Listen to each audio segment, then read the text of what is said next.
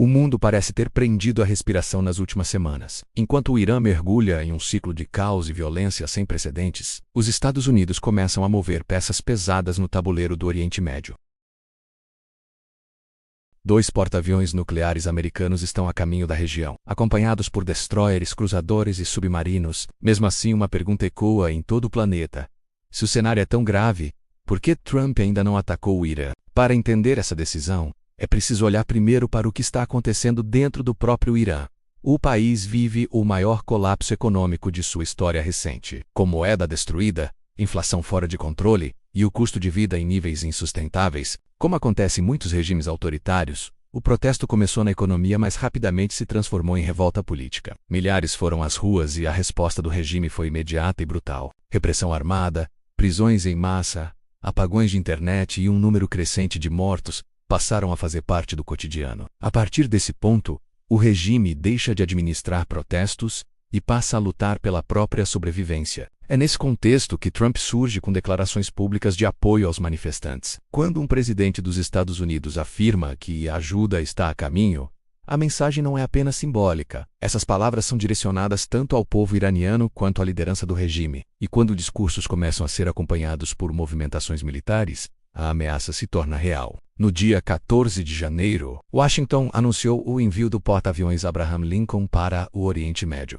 Poucos dias depois, o USS George H.W. Bush foi deslocado para o Mediterrâneo Oriental. Esses navios representam o ápice do poder militar americano. Cada grupo de ataque oferece capacidade de bombardeio contínuo, flexibilidade operacional e presença constante na região. Paralelamente, a base aérea de Al-Udeid, no Catar, começou a ser parcialmente evacuada. Esse tipo de movimento costuma acontecer quando os Estados Unidos querem reduzir vulnerabilidades antes de uma grande escalada. Tecnicamente, Washington poderia atacar o Irã mesmo sem porta-aviões na área. Bombardeiros estratégicos, mísseis de cruzeiro e forças já posicionadas permitiriam uma ofensiva inicial. O problema é que, sem porta-aviões, o risco da operação aumenta consideravelmente, falta persistência, diminui a margem de manobra e o custo operacional cresce de forma exponencial. Além disso, o Irã já deixou claro que retaliaria qualquer ataque. A experiência recente da guerra de junho de 2025 mostrou que Teherã ainda possui capacidade de resposta significativa.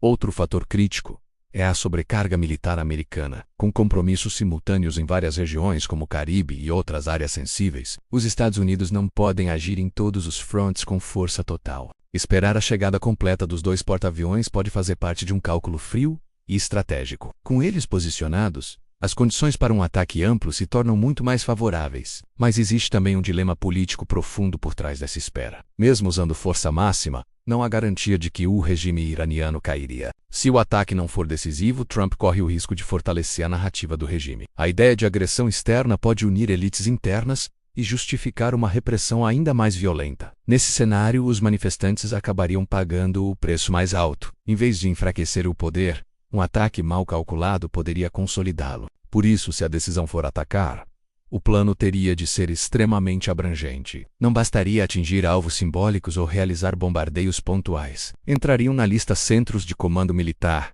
instalações de inteligência, infraestrutura de mísseis e drones, e bases da Guarda Revolucionária. A liderança política e religiosa do regime também seria um alvo central. A lógica seria quebrar o braço armado do regime e provocar divisões internas. Com isso, o poder começaria a ruir de dentro para fora. Somente nesse cenário, os protestos ganhariam força suficiente para avançar. Caso contrário, a repressão viria ainda mais dura e organizada. No fim das contas, Trump ainda não atacou porque não tem certeza absoluta do resultado. Sem força total e sem garantias políticas, o risco pode ser maior que o ganho. Enquanto isso, negociações silenciosas com aliados regionais como Israel e Arábia Saudita provavelmente seguem em andamento. O desfecho ainda está em aberto. E é exatamente por isso que os próximos dias podem ser decisivos.